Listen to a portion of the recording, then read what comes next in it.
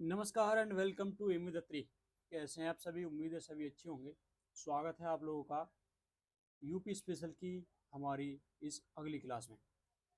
जैसा कि आप लोगों को पता है, हम यूपी स्पेशल कवर कर रहे हैं, जिसमें यूपी आर ओ जिसका एग्ज़ाम बहुत जल्दी होने वाला है, यूपी एस आई है, लेखपाल है, पैट है, या यूपी के अन्य जैसे यूपी ट्रिपल एस सी कर जिसने कराती है।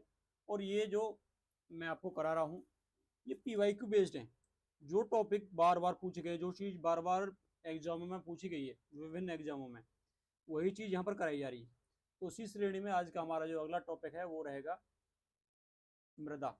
उत्तर प्रदेश में जो मृदा है उत्तर प्रदेश की, उनके बारे में हम चर्चा करेंगे, सभी को विस्तार से विद मैप देखेंगे। देखो ठीक है भाई। देखो मृदा, यूपी में देखो भिन्न भिन्न तरीका की जो मृदा है वो क्षेत्र वाइज पाई जाती है, क्षेत्र के हिसाब से वो मिलती हैं। ठीक है जी।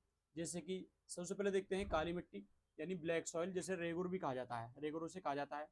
इसका जो स्थान है, क्षेत्र है, वो है बुंदेलखंड क्षेत्र। बुंदेलखंड क्षेत्र मैंने आपको बता दिया, इधर झांसी ललितपुर है, झांसी हो गया, ललितपुर है, इधर की जो क्षेत्र है इधर पाई जाती है जो आपकी काली मिट्टी है। ठीक है जी, झांसी ललितपुर आदि। इस काली मिट्टी की विशेषता क्या है? इसमें जो है चूना है, मैग्नीशियम और लोह तत्व ये होते हैं। और जो जल धारण करने की क्षमता अधिक होती है, जल धारण करने की क्षमता सबसे ज़्यादा होती है किसमें? काली मिट्टी में, ब्लैक सॉइल में। इसमें कौन कौन सी जो फसल की जाती है? तो कपास, गेहूं और ज्वार है, ये फसल इसमें की जाती है। ठीक है भाई। काली मिट्टी का हो गया क्षेत्र, बुंदेलखंड क्षेत्र है, झांसी ललितपुर वाला। विशेषता बता दी, चूना, मैग्नीशियम और लोहे तत्व ज्यादा पाए जाते हैं और जल धारण करने की क्षमता सबसे ज्यादा होती है। ठीक है जी। जैसे कि आपने काली मिट्टी के मैं बताऊं, गाँव में होते हैं, जैसे कि तालाब होते हैं, जैसे पोखर बोलते हैं यूपी में, पोखर जिन्हें बोलते हैं। तो उनमें से जैसे पानी सूख जाता तो वहां से हमारे गाँव के, जैसे कि नवरात्रि के समय ना आ, एक वो बनाई जाती है, झांझी मैया कहते हैं, जैसे जो चिकनी मिट्टी की बनाई जाती है। काली मिट्टी, चिकनी मिट्टी जो होती है उसकी बनाई जाती है, वहीं से लेके आई जाती है। यहाँ पर जो मृदा है काली, इसमें दरारें पड़ जाती है, पानी सूख जाता है, दरारें पड़ जाती है, तो उन्हें खोद कर देखते हैं, नीचे से वो गीली निकलती है। ठीक है भाई। देखो भाई, अगला चलते हैं। अगला आ जाता है लाल मिट्टी, रेड सॉइल पर हम बात करेंगे। लाल मिट्टी जो है, इसका जो स्थान है दक्षिण उत्तर प्रदेश है के कुछ हिस्सों में, यानी बुंदेलखंड का एक क्षेत्र है जो इधर की तरफ, जो दक्षिण यूपी में, ये तो मैंने एमपी की तरफ लगा दी, जब दक्षिण यूपी है इधर की तरफ पाया जाता है लाल मिट्टी का जो क्षेत्र है। ठीक है जी।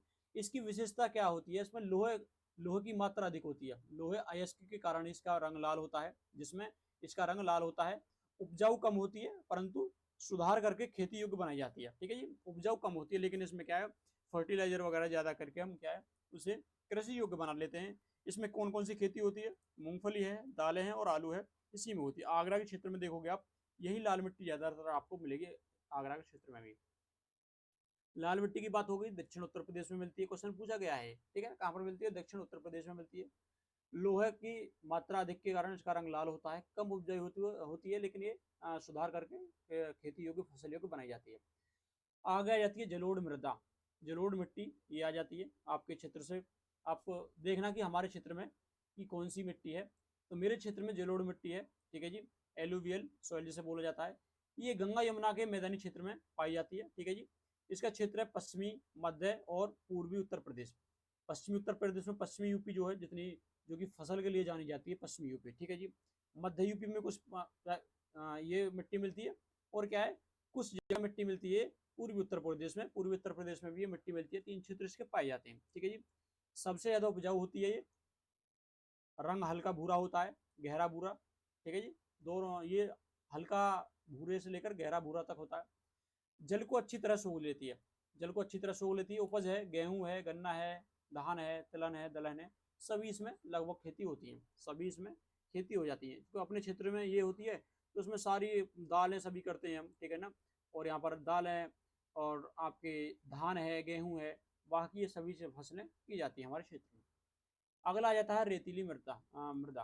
ठीक है ना, रेतीली मिट्टी के बारे में बात करेंगे। ठीक है जी। सैंडी सॉइल जिसे कहते हैं, इसका स्थान उत्तर प्रदेश के पश्चिमी हिस्सों में, मेरठ, मथुरा है, आगरा आदि में। ठीक है जी। रेतीली मृदा जो है, जैसे मैंने आपको बताया आगरा मथुरा की तरफ जो है ये ज्यादा मिलती है। लाल मिट्टी बता रहा था, लेकिन कौन सी है? रेतीली मिट्टी है वो। ठीक है जी।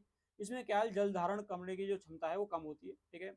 सिंचाई और उर्वरकों से अधिक आवश्यक होती है। इसमें क्या है, ज़्यादा जो आपके फर्टिलाइजर का ज़्यादा उपयोग किया जाता है, लागत जैसे कहते हैं, लागत ज़्यादा रखती है। उपज आलू है, गाजर है, मूली है, खरबूज है, खरबूज तरबूज की इसमें खेती की जाती है। ठीक है जी, आलू लेकिन इस क्षेत्र में ज़्यादा होता उपजा है, इसकी उपज ज़्यादा होती है। ठीक है, रेतीली मृदा के बारे में बात करके पश्चिमी हिस्सों मेरठ, मथुरा, आगरा के बीच में इसकी मात्रा देखने के लिए मिलती है। तराई क्षेत्र की मिट्टी के बारे में बात करते हैं। ठीक है जी, तराई सॉइल के बारे में बात करते हैं।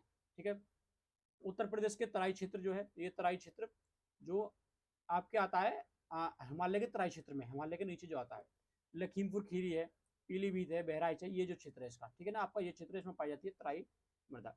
इसकी विशेषता क्या होती है, बहुत उपजाऊ होती है ये जलोढ़ मिट्टी का एक अधिक आर्द्र रूप है, मतलब इसके बाद ही जलोढ़ मृदा बनती है। ठीक है जी, धान, गन्ना, मक्का, ये सारी फसलें इसमें होती हैं। ध्यान रखा, इसमें एरिया वाइज भी पूछा जाता है, मिट्टी एरिया वाइज भी इसमें पूछी जाती है, यूपी स्पेशल में ये चीज़ है। अब कुछ मृदाओं से संबंधित कुछ चीज़ों पर बात कर लेते हैं, जैसे क्वेश्चन पूछे जाते हैं, जैसे कि लवण प्रभावित जो मृदा है वो आगरा और अलीगढ़ में मिलती है। कहाँ पर, आगरा और अलीगढ़ में लवण प्रभावित जो मृदा है वो मिलती है। बात करें भावर क्षेत्र की, तो वहाँ पर कंकरीली और पथरीली मृदा मिलती है। कंकरीली और पथरीली क्वेश्चन ऐसे पूछा गया है कि कंकरीली और पथरीली मृदा है कहाँ पर किस क्षेत्र में मिलती है, तो भावर क्षेत्र में मिलती है। पोटास की कमी जो है जौनपुर है, आजमगढ़ और जो मऊ क्षेत्र है उसमें मिलती है, उस मृदा में। इन क्षेत्रों की मृदा में जो जौनपुर, आजमगढ़ और मऊ है, इस क्षेत्र की मृदा में जो पोटास की कमी मिलती है। और वर्षा की बात करें तो सबसे ज्यादा वर्षा कहाँ पर होती है, उत्तर प्रदेश में गोरखपुर होती है। और सबसे कम क्या होती है, सबसे कम कहाँ पर होती है, चार ऑप्शन देता हूँ, मथुरा, आगरा, अलीगढ़ और बुलंदशहर। आप बताओगे कि कहाँ से कहाँ पर सबसे कम जो है वर्षा होती है। ठीक है जी, अगर यूपी की बात करें तो यूपी में 9 सस्य जलवायु क्षेत्र हैं, 9 सस्य जलवायु क्षेत्र हैं, इस पर भी क्वेश्चन बना है भाई। सस्य जलवायु क्षेत्र कितने हैं, 9 है। लवण प्रभावित आगरा, अलीगढ़, भावर क्षेत्र कंकरीला पथरीला है, पोटास की कमी जौनपुर, आजमगढ़, मऊ में है।